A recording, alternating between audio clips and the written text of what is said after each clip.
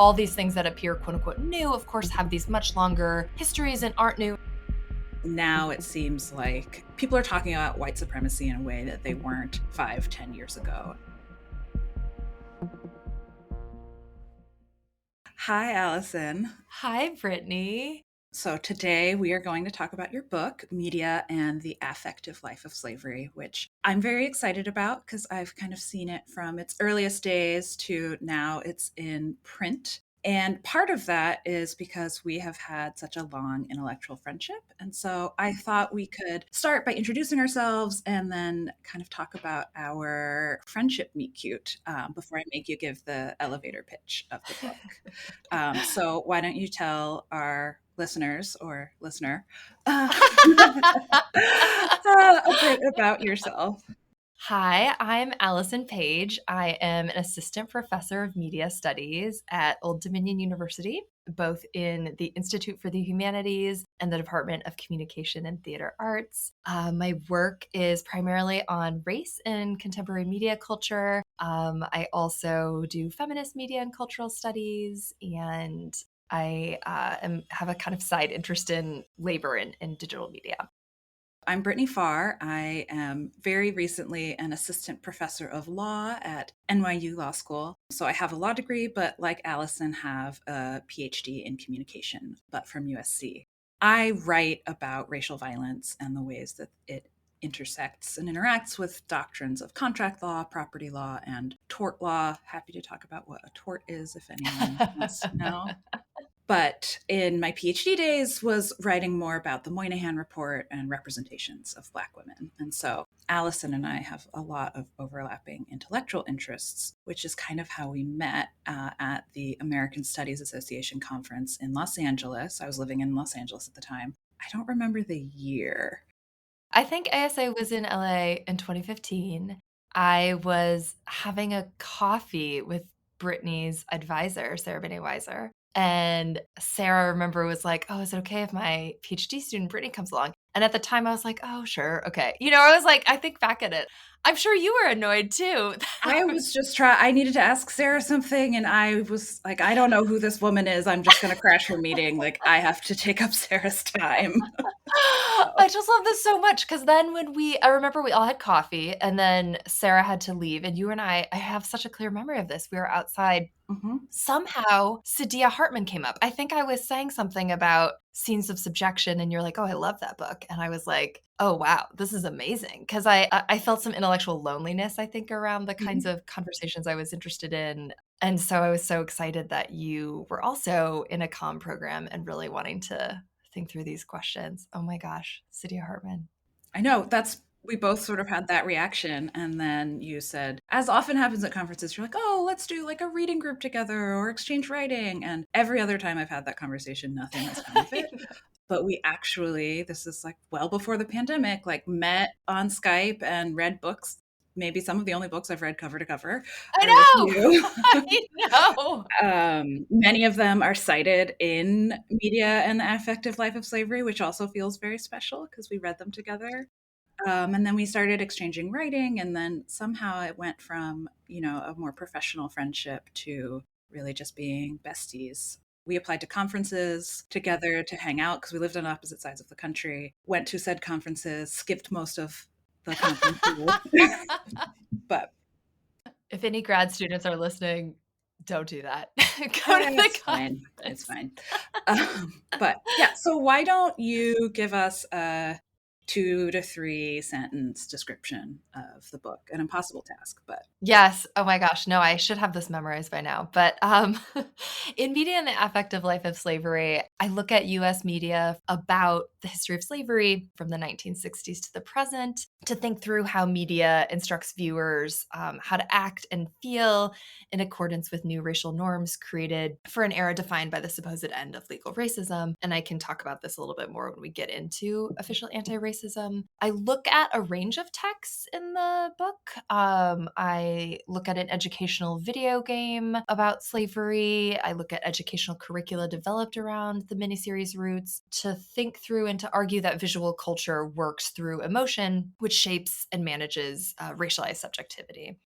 So I wanted to start actually Mhm. with this idea of official anti-racism, because when you start the book, you kind of say that this is the backdrop that all of these Mhm. dynamics that I'm writing about are kind of happening against. And it's different from what came before in terms of the ways that people were thinking and talking about race. And it happens toward the end of World War II. And in the book, you say it's when, quote, it Mhm. became less acceptable to be openly Mm. racist, which is really interesting Mhm. also to read now in 2022. So, given that this is such a foundational backdrop to what you're talking about in the book, could you just tell us a little bit more about the shift toward official anti racism? What does that actually mean and encompass? Because obviously, it doesn't mean that people stopped being racist. And kind of how this sets the stage for the relationship between race, media, and feelings that you describe throughout the rest of the book. So, official anti racism is an idea developed by Jodi Malamed in her really excellent book, Represent and Destroy, which I think is a Minnesota Press book.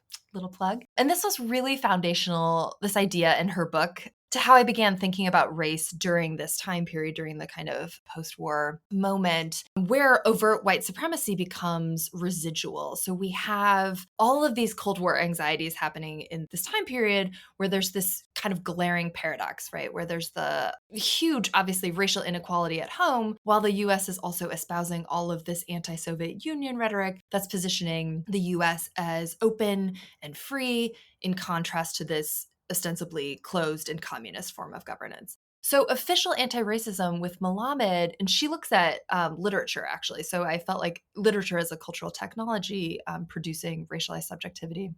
But one of the things her book is doing here is really challenging progress narratives about, this racial break in this post-war era where there's just, enormous amount of change happening around race, not just in terms of the Cold War, but also decolonialization and sort of global social movements to contest racism, white supremacy, colonialism, right?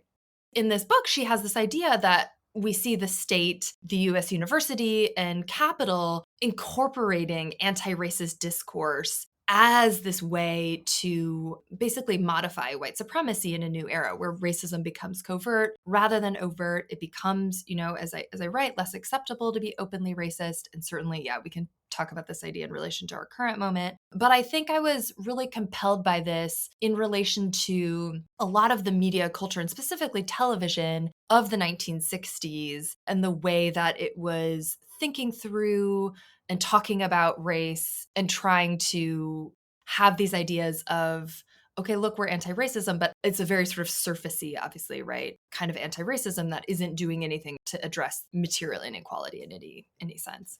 So I think in terms of the book, I really am so grateful for her excellent work in thinking about what does it mean when anti-racism is both sort of defanged from, again, like I said, this material critique or this idea of resource redistribution to, oh, we just want to appear or feel anti-racist. And so that's where I really started thinking about how does emotion come into play here. I will say when I was thinking about this podcast, I looked back, one of my very first, I think it was my first publication was in an online journal. It was a book review of Represent and Destroy. And I just reread it to be like, oh yeah, let me kind of just refresh. And it was really amazing to see. I think there were so many of the seeds of this book in that review where I was like, I love what Mohammed does here. I wonder how we might make sense of these ideas in relation to feeling and to media culture and media text and media as a cultural technology. And I look back at that now and I'm like, oh, there was. It was like a little roadmap I wasn't able to see at the time. That'll be very exciting for the grad student 100 years from now who's writing about Page's writings and theories, and like, we see the earliest seeds of this idea in this like book Oh, review, which we think is her first publication. And then they'll find this recording, maybe if they can listen to it right, with right. their antique technology, and confirm. But so I want to just return to something you said about this moment, this shift toward official anti racism being a moment when overt white supremacy is becoming residual, especially since now it seems like people are talking about white supremacy in a way that they weren't 5, 10 years ago, and identifying things as white supremacists in a way that I actually have found surprising. At a law school where I was a fellow, the dean put in an email to the entire law school kind of denouncing white supremacy, which is not something that I would have expected from, an institutional actor in that way, but it has become more like politically acceptable and salient to do that. And so I'm curious, You started writing this book in what, 2014, Yeah. 13, Yeah, yeah, 12, a yeah. long time ago. A long time ago, Obama was still president. People were still talking about post race and, we have a Black president, we've solved racism, things like that. And obviously, Trumpism was kind of nascent, but I don't think any of us had any idea kind of what was on the horizon. And I experienced this when I look back at my own dissertation, reading it and the way that I write about race. It's a little bit like watching a horror movie and you see Yes. someone and you're like, don't Yes. go in that room. Oh god, Like, yes. she has no idea what's coming. And so, but I get to leave my dissertation on a shelf and you had to revise it into a book. And so I would love to hear more about how this shift in the national conversation around race and politics, comfort with sort of pushing back on the incorporation of anti-racist discourse, people being like more comfortable with not feeling anti-racist. Right. There are just a lot of negatives in there. So anything that you could say about, how your thinking has changed, or how did you have, a relatively stable text as all of these things are kind of swirling around it?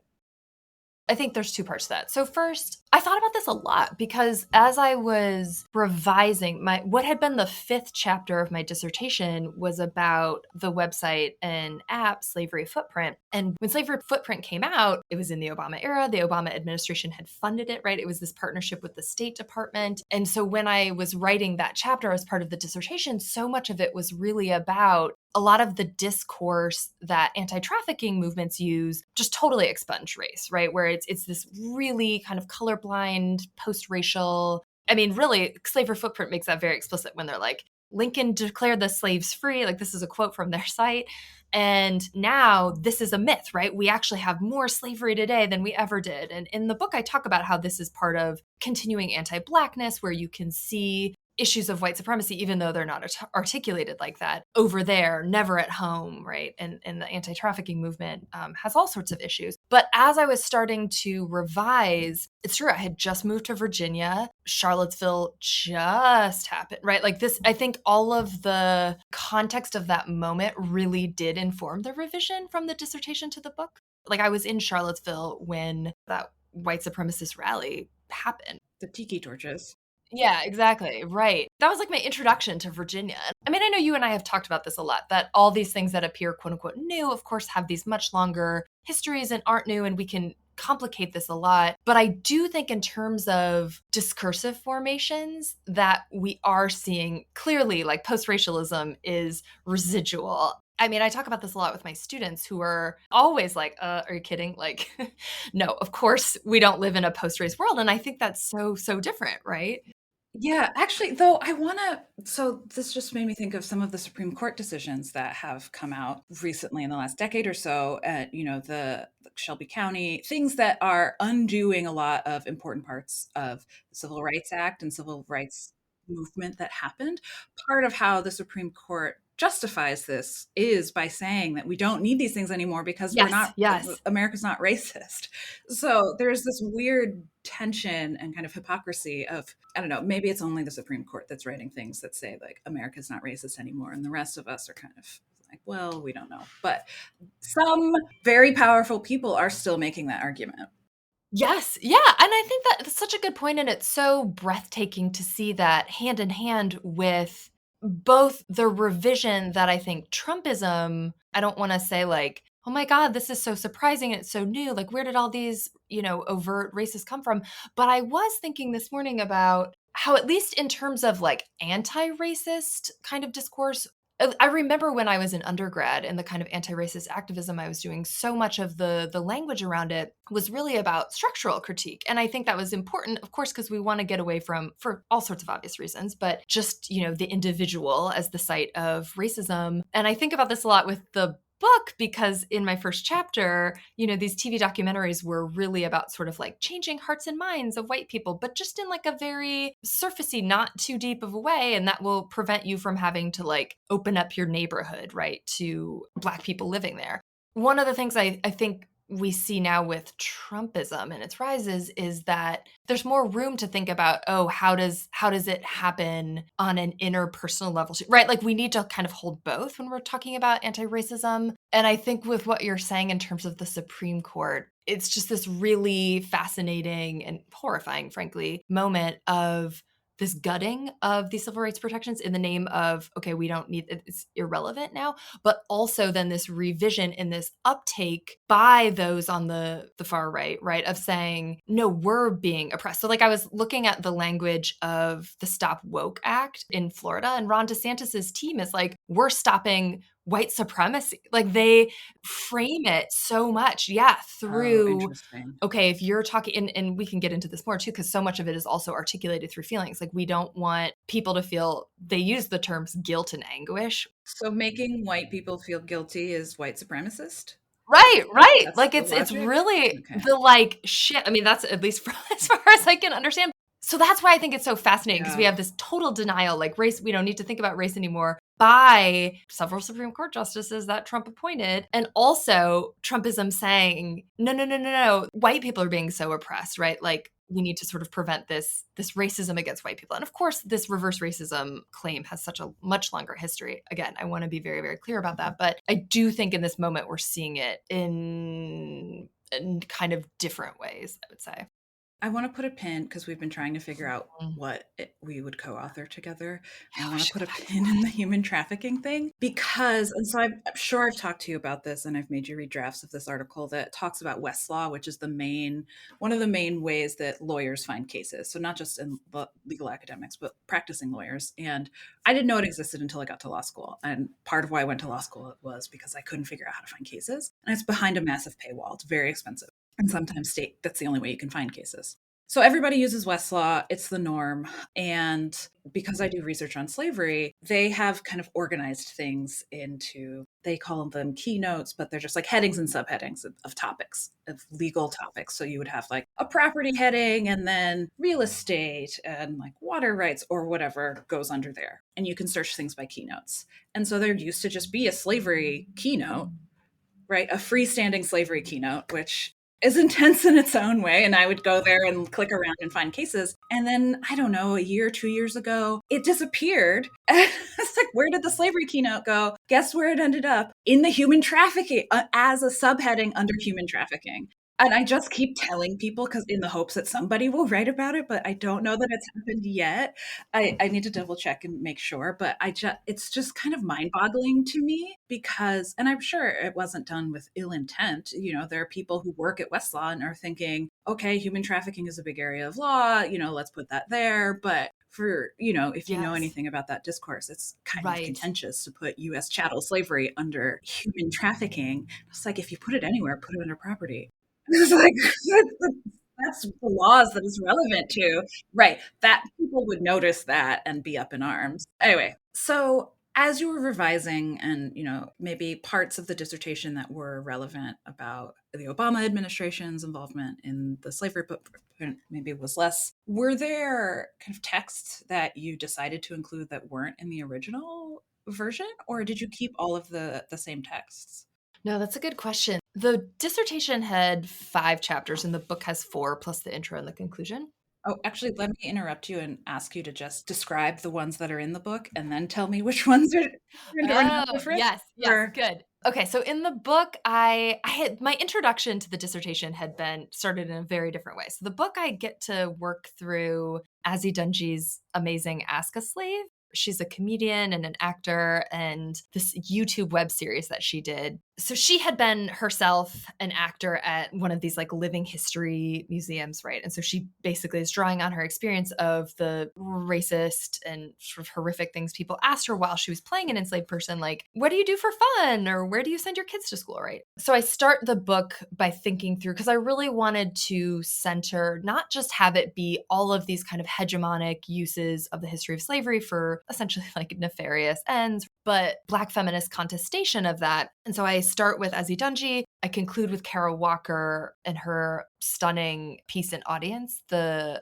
short film that she made, or short video, I should say, piece, in response to a subtlety, the huge sugar sphinx that she installed at the former Domino factory in Brooklyn. And I had really wanted to write about that. So I was like, okay, great. I have these spaces. These are these texts that sort of came out as I was wrapping up the dissertation. And, you know, you have to draw lines somewhere.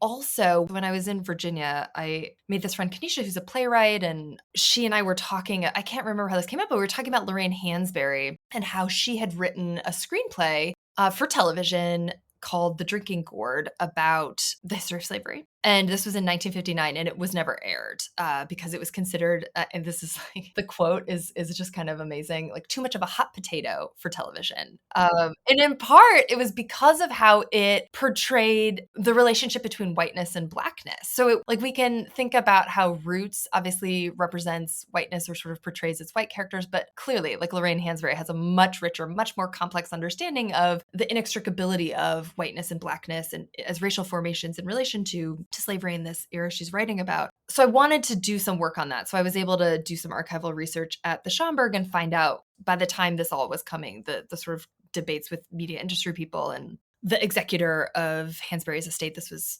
posthumous. There was just a lot, like this trail of, this correspondence where they're sort of debating like why they can't air it.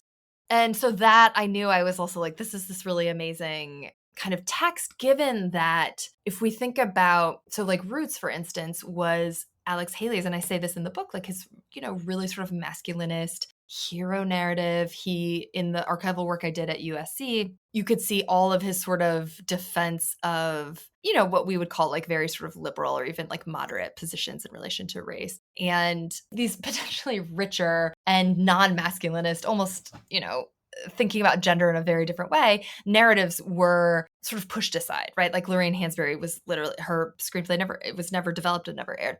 So the dissertation was 5 chapters. I had a chapter on these 2 made for TV, basically like after school specials Mm-hmm. about, I read I that. don't, do you remember that? Yeah. Mhm. Okay. Yeah. So both of them feature quote unquote like unruly young Black men. They're like listening to rap and, their clothing. This was, I think they were made in the late 80s, early 90s. So clearly part of this anxiety about, Blackness in youth, as was revived in 2016, like Hillary Clinton calling them super predators, right? So it was really of this particular moment where they get sent back to the antebellum era to learn lessons about how to better appreciate their contemporary freedoms. I mean, it's just like, Why? Why do we keep making movies where we send Black people back to slavery? oh my gosh, and it wasn't like, obviously Octavia Butler. Yes, and Sankofa, which everybody writes about, but Right, yeah, right, yeah, Syncope, yeah, totally. So when I was thinking about the shift from the dissertation to the book, it did become very clear. As soon as I finished the dissertation, I was defending it. I was like, wait, this whole thing is about feelings. And I kind of gestured towards it in the dissertation, but it really, I do think there's a way in which once you finish something, then you can see like, oh, what it's actually about. And yeah. Well, and just to say, your dissertation was framed around pedagogy. yeah, and citizenship, right? And sort of like cultural citizenship. And I think that chapter, although I liked it, and at some points I was like, maybe I should turn that into like a freestanding article. It kind of goes along with what you and I have talked about, where we're both really interested in texts that are not so obvious. Like, yes, of course, this is like extremely racist and terrible. And we can, like, yes, situate it in governmentality in terms of this kind of emerging multiculturalism, emerging neoliberalism, like you need to behave differently. But I kind of felt like that text didn't present itself as progressive in the way that these other texts that I'm looking at or interested in did. And I think that is most compelling to me because I do want to kind of unpack the things that we think of as quote unquote good. I'm curious if your approach to the things that you choose to write about has changed from early graduate school days to now. I mean, mine certainly has a fair amount. I think my approach to what I'm thinking about now, yeah, is really different. I mean, this probably sounds so trite, but like reductive understanding of things as like good or bad or like Totally. radical or not. And now I'm much more interested in the complexity of things. I mean, I think a lot about one of my mentors, Rod Ferguson, was always so great about being interested in how power is repressive, of course, but also like power is seductive. And it says, yes too, right? Not just no. And how we're part of that, like how you can kind of get interpolated into that. And I want to sort of explore those types of things rather than like against a politics of purity method where you're like, I'm just going to choose this and I can like tear it apart. I'm much more interested in complexity, I think, in a different way. Totally. I mean, yes, I think I started out writing things that are like, this is good, or this is bad, and Yeah. this is racist, or this is not. And my Yes. advisors kind of pushed me to be a bit more complicated. And I have such a clear memory of, in my quals defense, Kara Keeling asking me something. I had written a syllabus on like feminist something or other, and one of the weeks was divided into like real violence versus represented violence. Oh, And wow. Kara asked, Uh, what's the difference, and why do you have this distinction? Are you making this distinction just to trouble it for the students, and can we understand these things that separately? And that really blew my mind in yeah, a yeah, way that yeah. I think I'm still making sense of. I see my students really grapple with that kind of question too. I think if you come from a particular, maybe like activist bent or like a political frame, where it is really tempting to be like, well, this is real and this is not. I see that with my students now when things are so harrowing in so many ways for them. And they're like, what's the point of doing certain things when we have real things to be thinking about, And I'm like, Yeah. how can we make sense of that? Right. So you mentioned that maybe your object choice has changed over time and you're really feeling it in terms of the next project that you're working on. And I'll say briefly that, the next project is more focused on policing. And I remember when you were first telling me about it, I thought, wow, that seems really different from what you were doing. Um, Mm-hmm. but in the chapter where this is the slavery footprint chapter, which is a website where you can go and discover how many slaves work for you. And they have quote unquote algorithms that calculate that. That is kind of where I see the beginnings of this next project. So I'm just going to read this passage before you start talking about it. And you're talking about slavery footprint here. Through their reliance on algorithms and data to uncover what they term, quote, slavery, Made in a Free World, which is the parent company, Made in a Free World promulgates the notion of the digital as not only neutral and separate from race and capitalism, but as the ideal solution precisely because the technology obscures race. Slavery footprint produces a form of ethical subjectivity that thinks about and acts against racialized labor arrangements, which are never named as such, through consumption and digital media rather than emotion. Data and algorithms are key sites for the production of race, not just reifying existing racial formations, but modifying and constituting them as well. Critically, the ongoing datafication of race and racialized bodies constitutes a new racial formation in the 21st century, one that attempts to transcend emotion. It's so interesting to see this now and to think about sort of everything that we've been talking about, right? Like in the wake of the social movements arising out of the police killings of Breonna Taylor and George Floyd and all this explosion of like DEI kind of discourse, which is another project I really want to work on at some point. The kind of history of DEI in relation to media and also how we understand like what quote unquote diversity means. But I think with this, it's so interesting to see this as I'm really kind of starting to think about this next project because I was really interested in and did some work with a really amazing student of mine who's now getting her PhD in gender studies at Rutgers. Yay. But we were starting to think about policing and emotion and all this discourse of technology as neutral, which I think really when I was meeting with this student, we were talking a lot about ideas arising from this chapter, where race becoming something we can understand through data and this is so neutral and this is going to take us out of this problem, right, of human bias and human error. And this is actually really a thread that I think kind of appears in some ways throughout the book. Like in chapter 1, I talk about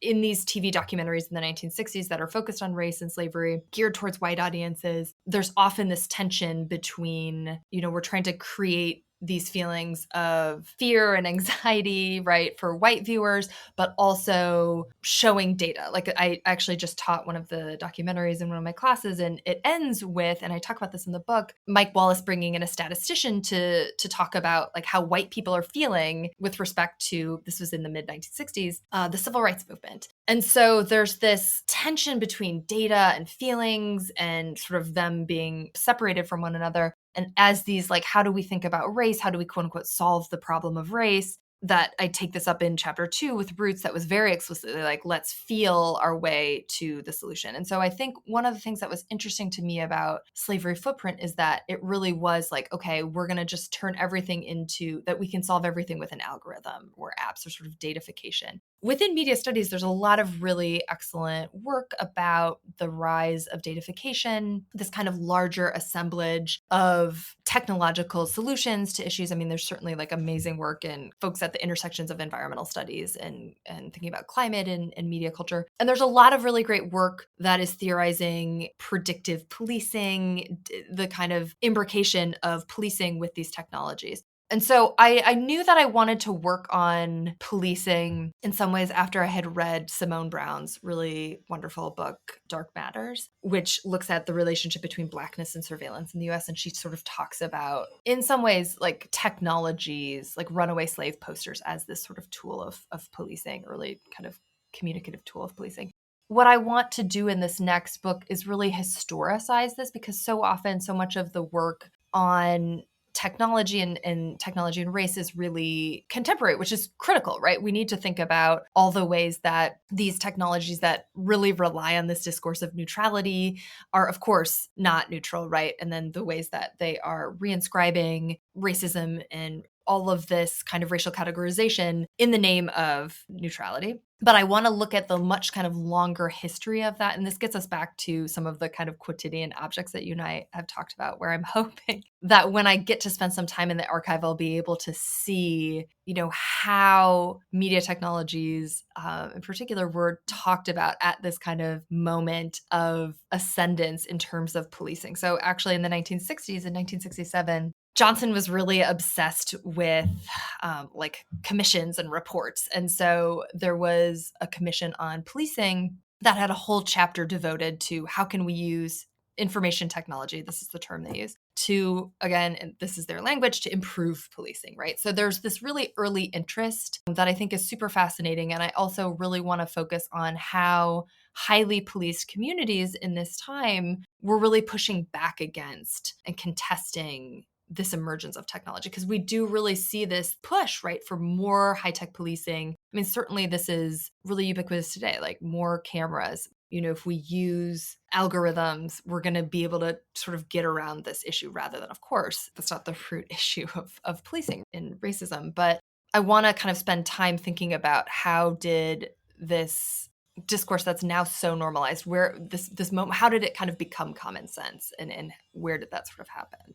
I had this research assistant this summer do all this work going through all of these papers that the Schomburg had sent me through these activist groups based in New York. I'm working on the NYPD because it's the largest police force in the US and huge in the world, and a really early kind of proponent of high-tech policing. Was it as diverse in the 60s as it is now?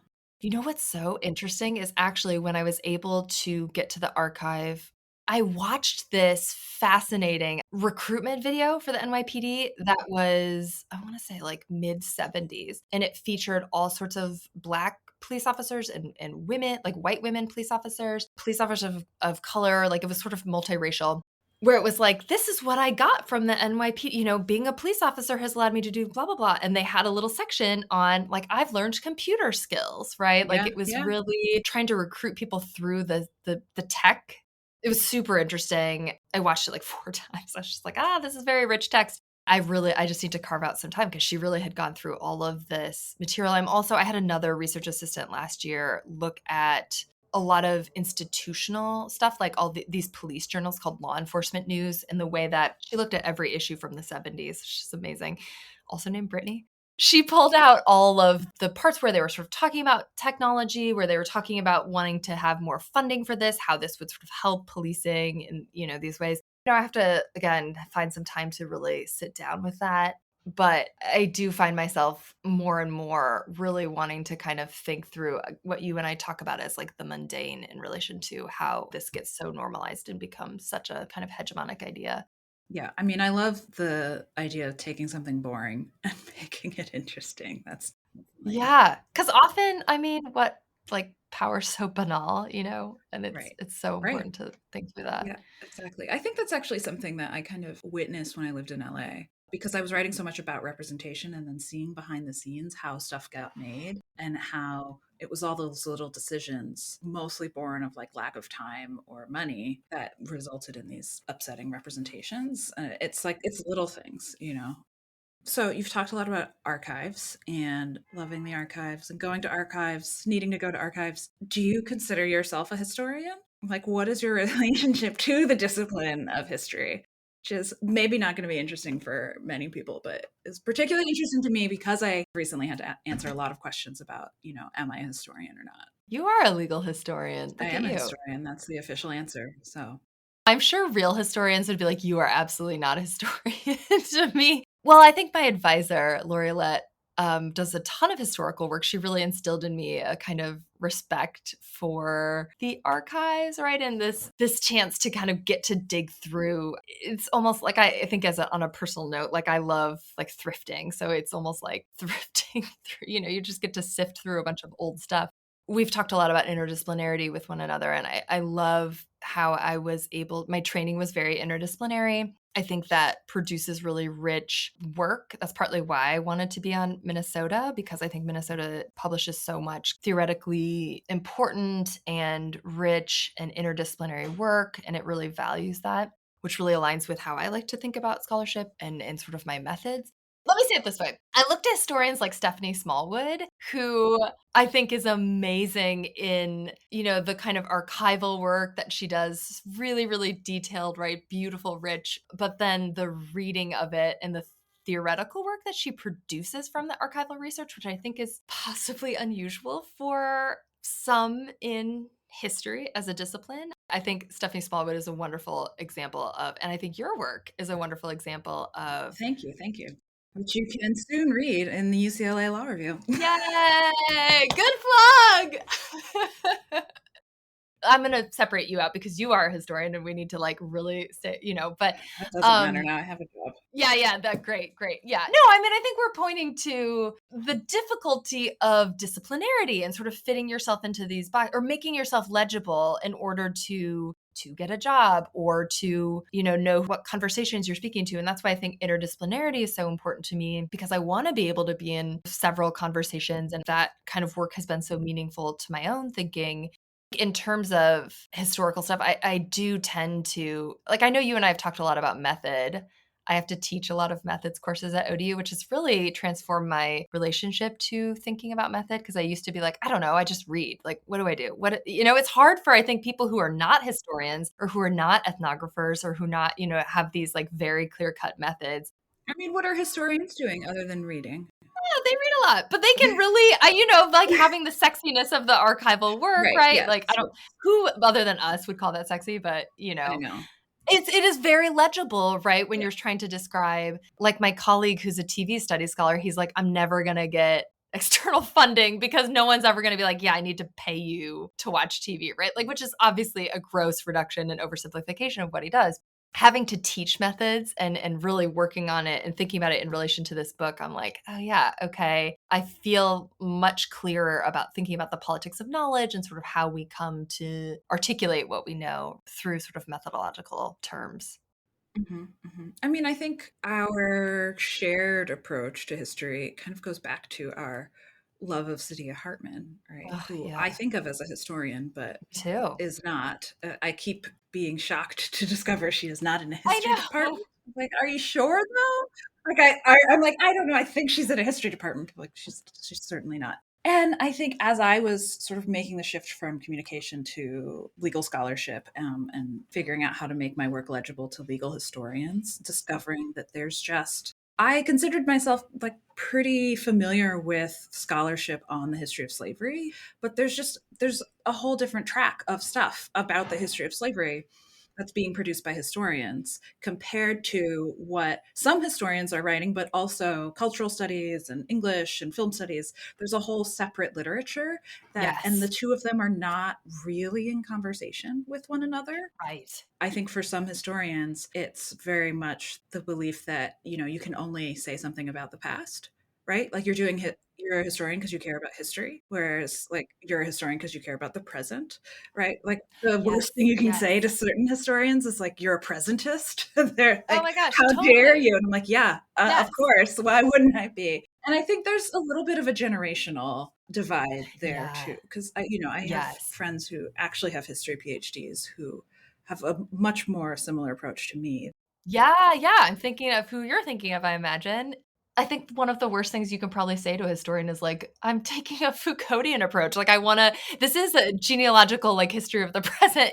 There's also an attention to power in a way that I think cultural studies can give us. That's why I like to sort of combine scholarship, because I think you're absolutely right. Like, I think about people like the work of like Christina Sharp, or like I said, Stephanie Smallwood, probably less so, but certainly like people working on chattel slavery and questions of representation and performance and cultural technology, right? Like all these conversations that are happening in cultural studies. I can imagine some of the history of slavery books that you're thinking of, they're not in conversation with one another. When one of the early readers of my book was like, here's some other, like Fabiola Yeah. Glyph's book and maybe Jennifer Morgan's work too, right? Like there's some really great work that I think this is the problem of siloing, because then you miss out on all of this. Yeah, I know. I thought, I've got a PhD, I'm good. And then discovered just so much stuff I was unaware of and had to read if I wanted to consider myself a historian of slavery. But then on the other hand, you have someone like Walter Johnson, who is a dyed-in-the-wool historian, writes something like on agency, which I would put more in the camp of the like Christina Sharps. Yes, which was really central to my chapter on games. Especially being in a law school, that article kind of haunts me. Some of this is just the way that our legal system is structured, that you have an individual plaintiff bringing individual claims in front of a court, and students are being trained to be zealous advocates for their clients. And so I think there's a tendency to want to look at history and think about it in terms of agency, and who has agency and who doesn't have agency. And so because I write about poor Black workers right after the Civil War using the law in ways that people don't expect. One of the ways that many people come to the project is saying, wow, this is incredible that you have like rediscovered this agency that they Mm-hmm. have.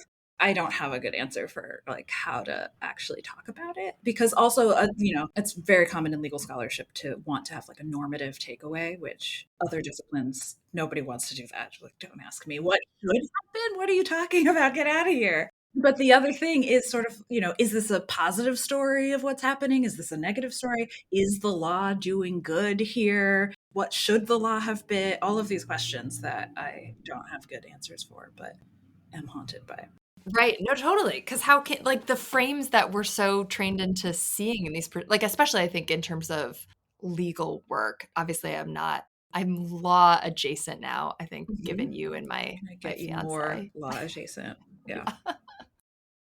We've been talking about this a little bit, like racial feelings are everywhere, both in terms of all of this kind of explosion around DEI as one of the key institutional responses to social movement pushes around anti-Black violence. And so we have that with all this anti critical race theory. It is making me think of Sarah's work on popular misogyny and popular feminism sort of existing in tension at the same time. And so here I think we can see this just intensified anti-critical race theory, this renewed push to clamp down on how the history of slavery in particular is being taught, right? Certainly this extends to all sorts of things. I think I saw something the other day that one school district got rid of like the Girls Who Code book, like some book about coding and girls, which is just really amazing. Right? I mean, Just because talking about girls is sexist. right, totally. So there's just this like twisting of social movement language. One of the things I keep coming back to. So in my first chapter, I look at, these television documentaries about race and slavery, and I look at this one and I don't get to go into it. I talk a little bit about it in the book, but it really has kind of been something that stuck with me, where the police were being asked to, this police force, and it was just like a throwaway line in one of the documentaries, but were being asked to undergo training around, I think they used the word like prejudice maybe and discrimination. And I have been thinking about that more. I just was reading something in American Quarterly about like the history, a little bit historicizing diversity work, quote unquote, and in terms of institutions. But I want to go back to and try to find some of those training videos, because they were mediated, right? Sort of using videos and films to shape behavior and to kind of shape the ways that people think about race in an institutional context in the service of adhering to new ideas about workplaces and discrimination. And I just keep thinking about this so much. This is like my next project. Like I'm going to do the policing book, but then I do really want to think about like this history of diversity discourse, how it gets taken up in terms of media culture. Like I think all the time about the videos that, like at my job that when I started, like you need to watch about like harassment and discrimination. So I'm just curious if you had thoughts about all of the ways that we have all this explosion of DEI initiatives that are also articulated a lot through feelings. There's all this sort of pushback against it, but how this really came to be this kind of institutional response to social movements. I mean, obviously maybe the theme of this is low-hanging fruit, where like an institution can be like, look, we're doing something and we don't actually have to think about sort of more material changes or shifts we could be making. I think that some places are thinking of those programs as more material institutional changes. I don't think, implementing different policies like that is necessarily the most superficial thing one could do. It's kind of an in between in terms of what would be an effective way of addressing diversity. In a way, it's a little bit like a prehistory of what Jennifer Nash talks about in Black Feminism Reimagined, I think is maybe the title. Idle Mad Libs. Yeah. Oh, that's what I was going to say. When I was doing my initial like training videos, I had never had to watch active shooter drill videos before and was stunned. Have you? No. Oh, okay. That makes me feel better because I was texting my friend Felipe and he was like, "What? You've never seen this?" Oh, Like, that's a clear wow. media studies paper right there. I was recording it on my phone. I can send you because I was actors acting out an actor shooter drill like Wow. thing. And you have people fleeing. There's somebody who plays the shooter. There are like different chapters to it. So you have to like answer questions after each chapter. And like there's the one chapter that's like bar the door and then pick up a heavy object. And you see everybody doing it and like getting ready to do Oh it. my God. And yeah, it's a friend of mine who was I think when he was at Northwestern, they got into it was a bit of a hot potato. They gave too much backstory on the active shooter. And so it was like Mm. too immersive and people were really upset Oh, and kind of like wow. troubled. Anyway, I don't think anyone has actually written about them as media texts. This is not what you're talking about in terms of diversity, but I was just shocked. And like someone has to sit around and think about casting also, Yeah, right? yeah, And yeah. of course the shooter's a white man, which seems like well, one is I think accurate and two Right. the most like politically safe thing probably, but then there were Mhm. interstitials with anyway, the whole thing was just I was shocked. It's like, Oh, but I can think of comedies that have fake diversity training yeah, videos, yeah. right? They're such a common part of our culture that there's a whole other discourse that is making fun of them. On What We Do in the Shadows, I don't know if you're still watching it, but the vampire council's having a meeting and they No. roll a television in and say like HR made us make this video about harassment policies and whatever for the vampire council meeting. Let's And write then about that. the TV comes on and it's some like grizzled old man and he said it just says do whatever you want, there are no rules, and then it ends. And they wheel it away. Like, that is just so now I'm gonna like go back on what I said earlier about like maybe it is a bit more of a meaningful change because if there's that level of like cultural critique of them, I think it seems like everyone kind of agrees. Even those of us who are really committed to diversity and equality do these things like running in the background and, Totally. click through the questions and aren't super engaged with it. I think there's an interesting kind of corollary maybe with professional responsibility classes, which are things that you have to take in law school. And I wonder if it's something you have to do in medical school. But the PR classes, which there's also a whole like political economy thing there in terms of like many law schools staff them with adjuncts and don't hire in PR. And it's a test that you have to take in order to get barred. You have to like pass a professional responsibility test. And so students are then taught professional responsibility and also somehow in some ways to take a test. And from friends who have like taken the class and the test, they're like, it sort of teaches you that the answer is the like slightly less ethical thing than you think it would be. Yes. But yes, the way that big ideological goals like diversity or inclusion are then operationalized into like legislation and then regulations and then like company policies, I think is a really interesting question. And then like all the way down to the actual like making of the video. Yes. Um, and there's not that either of us are like media industry people, but like even just like who's making these videos? How Yeah. are they getting made? Like, what are they paying people? How are they casting it? What pool of actors are they drawing from? Yes. Are they real actors? But I don't, there's Right. just, I mean, there's a lot there that I think is really rich and interesting, particularly in the wake of the Breonna Taylor, George Floyd summer, where all of these companies are coming out and committing to diversity and saying, here's all the things that we're going to do. And some of them actually taking time and coming up with really thoughtful Hmm. responses. But I think kind of universally, trainings are one of them. Hmm. There's not really a standard for these trainings. I really see a connection from some of the themes of the book to these ideas. Yeah, absolutely. In the way that feelings are managed, because it reminds me, especially the clicking through of the programs compared to the watching of the video, does make me think of your chapter on the video game, right? And who are the actors and sort of where the culpability is coming from for the problems that these videos or programs are seeking to remedy, Yes. you Yes, know? totally. Brittany, I'm so glad we got to talk today, and I'm so glad this is in our besties archive. Yes, I'm very excited to have this. It feels very special. Thank you for asking me to be the one to do it. Oh, the best. Thank you for doing it and for thinking through these things with me. And I will just say, as by way of conclusion, like Brittany really read every word of this book like multiple times. She was so central to its formation. So I'm so grateful. And Including the acknowledgments. I More than know. once. Yeah. She helped me workshop those. So yes, we're endlessly grateful. Best thing to come out of a conference.